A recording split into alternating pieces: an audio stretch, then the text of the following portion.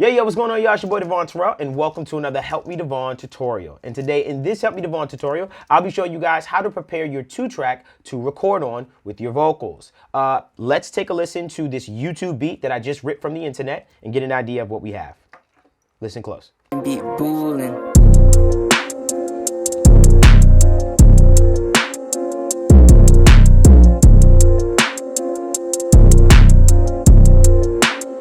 Okay, so you hear the 2-track beat. This is produced by Superstar O and Blasian Beats. I'm big fans of both of them. And basically, you heard the beat. That's it. It's a YouTube Drake type beat, kind of like what a lot of us just kind of download from the internet. Now, how do we go about preparing this to record our vocals on? Well, let me tell you. Okay, so step 1, gain staging. Very, very important. If you notice on our 2-track beat, you saw that it was already distorting, or excuse me, it was clipping, meaning it was very loud or over 0. Now, if you try to slap a plugin onto that actual 2-track to do any kind of work, you're going to be clipping off rip. There's nothing you can literally do. So what we need to do is we need to gain stage. What that means is I'm basically going to turn down the beat, not from the fader, but rather from the actual input. And then it'll allow me, when I put on any plugins and stuff like that, it won't be clipping within the plugin. I'll show you exactly what I mean if you're completely lost on that. So let's go here. And I've shown this in previous tutorials. Let's take a look at this. So check this out. You see this right here? Check out the meters. Look at the meters. Beat boolin'. Okay, so you see that. Now let's add something like a Fab Filter Pro Q, put it right here, and let's take a look at this. Check this meters right here. Beat boolin'. Okay, now you see that it's already peaking and going past 0. So if I take this and boost it right here, guess what happens? Beat boolin'.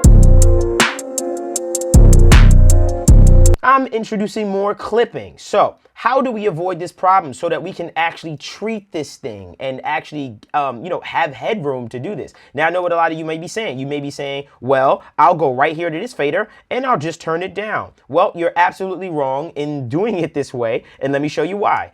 Pay attention. I just pulled it down from the fader. And now I want you to pay attention to this meter right here. Beat boolin'.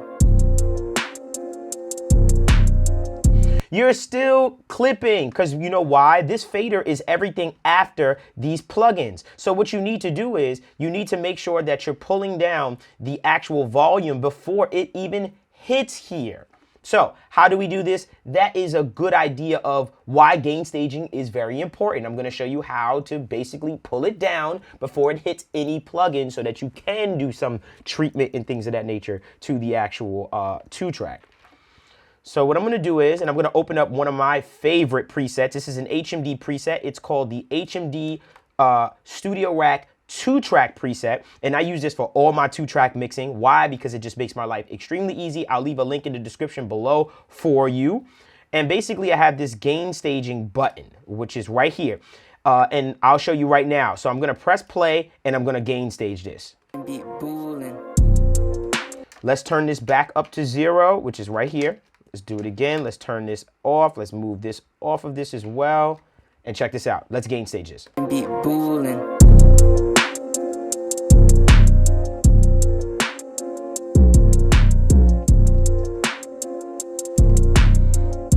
Okay, so as you see, I brought it down about 8 dB. Now, to prove to you that we've actually gain staged it, and now whenever we put on any plugins, it won't have any clipping issues so that we can affect it, check out with the Pro Q now after my preset. Check it out now. Beat boolin'.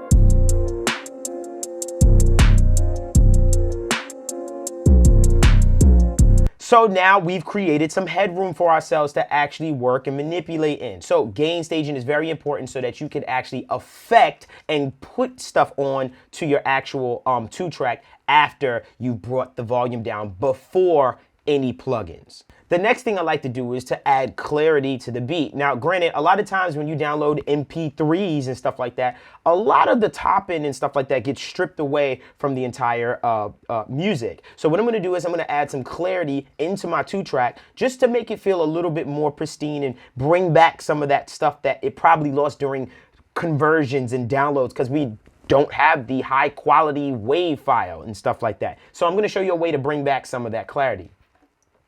Now, granted, I'm going to bring back open my HMD Studio Rack 2-track preset. And the beautiful thing about this is we have a quality knob on this particular knob, and I love this. Remember, I'm going to leave a link in the description below for this. And basically what this is a combination of is high-end, saturation, de-essing, a bunch of different processes to give us some of that clarity without actually destroying our entire mix or making it sound so harsh. So check this out. Beat boolin'.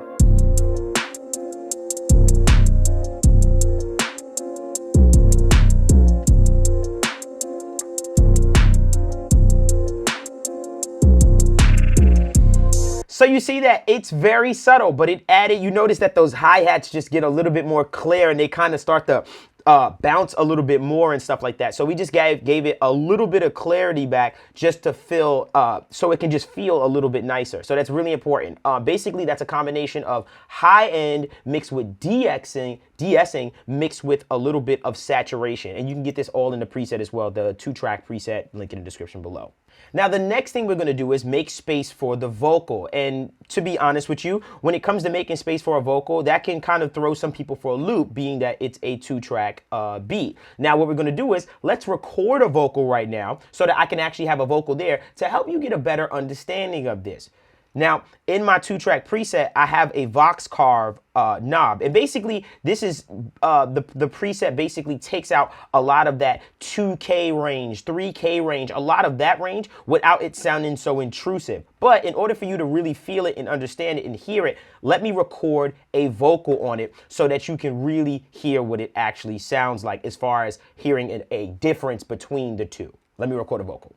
Okay, so now let's record our vocal. The vocal chain that I'm going to use today for this demonstration is the Trap R&B Essentials vocal chain, which is available at helpmedevvon.com. I'll leave a link in the description for that below. So let's turn this on. Test, test, test. And I'm ready out the gate. That's why I like using presets and stuff like that in vocal chains. I'll leave a link in the description below. All right, test, test, test, test, test. Let's get it. Let's record. Vision beat See me now, keep boolin'. my haze, when my in my face, from all that my face, when I play, but no, I don't play, want some on the kiss, on my lace, but some in my head, she don't got my haze, when I get up in my sister, when I get bound on my face, I get my horses, listen bosses, listen roses, some bosses, to get it horses, then I call my lodging when I bosses, listen roses, I got my bosses, she don't get my something when I get it when I'm on my losses, yeah. I don't want to pay the tunnel when it go to case.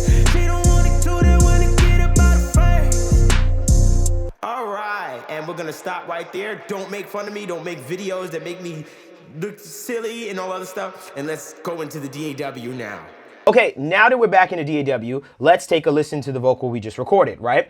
I am going to play the vocal back, and as the vocal's playing, I'm going to turn up this Vox Carve knob. Now remember, this Vox Carve knob is really just carving out space for the vocal in the 2-track, basically ripping some of that 2K frequencies out, 3K frequency range in a very broad way. So check this out. Listen very closely. See me now, keep my haze, when my in my face, from all that my face, when I play, but no, I don't play, want some on the kiss, on my lace, but some in my head, she don't got my haze, when I get up in my sister, when I get bound on my face, I get my horses, listen bosses, just some roses, to get it horses, then I call my lodging when I. What you notice is, and it's so subtle that it's allowing a little bit more space for the vocal. The vocal feels like it kind of separates itself from the beat a little bit in a sense of just living in its own place. And that's because we're carving and taking and pulling back some of that mid-range frequency in the beat to allow the prevalent frequencies in the vocals to kind of cut through. And this is very subtle, being that it's a 2-track beat. And if you do too much to the 2-track beat, as far as cutting so much stuff out, you're basically gonna lose it in general. Remember, you don't have the liberty of having the snare and the kick and all that other stuff separate like a tracked out would. So you just have to be very careful and mindful of what you carve out in that beat. And last but not least, I know I told you guys that you don't have the tracked outs and stuff like that. But granted, in this preset, I have a few parameters, and you can do this with plugins as well, other plugins, where you can bring up that kick or you can mess with that snare because they all exist in specific frequency ranges. So I'm going to show you how, when you have your vocal and your 2-track, how if you say, I want a little bit more low end, or I want a little bit more kick, or I want a little bit more snare. I'm going to show you exactly how you can do that, even with the preset or without it. For the most part, the preset makes it extremely, extremely easy. So what I'm gonna do is I'm gonna show you this. Right here says snare. Watch what this thing does. See me not keep my haze, remark in my face, come on out my face when I play, but no, I don't play. Want some on the kiss on my lace, your song in my head, she don't got my ace. When I get sharp in my sister, when I get bound on my face, I get my horses. So you can hear that it brought up the snare, and it really didn't do too much as far as destroying the entire 2-track or mess with the dynamic so much. You felt the snare just like kind of bit soloed out and brought up. Now what I'm doing is a combination of bringing back some of that 2K frequency, but more or less I'm bringing up the strength of the 2K frequency so that I can get those hits. It's a really dope preset, y'all. I'm dead serious when it comes to this. I wasn't really trying to make this all about this particular preset, but I'm gonna be honest with you, it just works and it just makes my life so much easier. And I'm telling you what each knob does. So for the most part, you can either try to get the preset, the 2-track HMD preset, or I'm telling you how to do it. I'm boosting some of that 2K frequency, but I'm also adding some transient power to that frequency just so it hones in on the transient information, not so much the whole frequency range in general. All right. Next thing I have over here, now I'll bring this down, is the kick. Let's see if we can raise the kick a little bit, and I'll explain how to raise a kick. See me not keep my haze, remark in my face, come on out my face when I play, but no, I don't play. Want some on the kiss on my lace, your song in my head, she don't got my ace. When I get sharp in my sister, when I get bound on my face, I get my horses, pressing bosses, just some bosses together. So you can see that right there. The kick, it turned the kick up, and it just kind of felt like it was just that kick for the most part. And that's what I love about this whole thing. Now, what I'm doing for that is a combination of boosting some of the 60 hertz frequency range, as well as adding some of saturation to that low end to give it some of that hit at the bottom end without really disturbing so much of the other elements in the song. I'm really focusing in on that 60 hertz range, adding some saturation to that as well, and bringing that up with some EQ boosting and making sure that I'm compensating for that with some multi-band compression to make sure I keep that down. So that's that. 2-track HMD preset. I love it to death. Next, I'm going to do the bottom. And the bottom is literally just my low end. Check out what this thing does. And I'm going to exaggerate it, so be careful. See me not keep my haze, remark in my face, come on out my face when I play, but no, I don't play. Want some on the kiss on my lace, your song in my. So you can hear when I turned it up, you felt the bottom start to really, really rumble. And what I'll do is I'll exaggerate it. Of course, this is going to be some distortion, but check out what it can do and what it already did so far.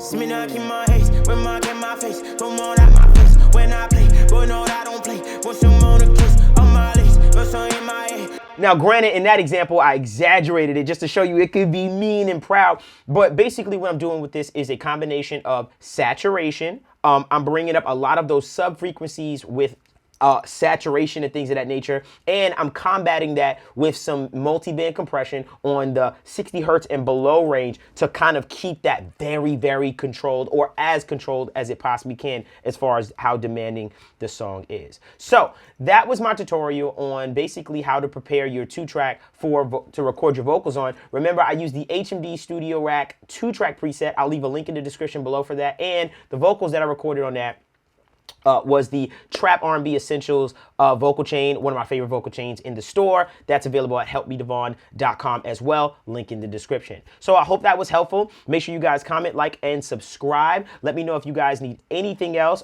Leave a comment below, and you can follow us on @helpmedevvon on Instagram, and you can follow us at our Discord community. Everything is in the description if you're looking for all that stuff. So I hope you guys enjoyed, and until next time, you guys.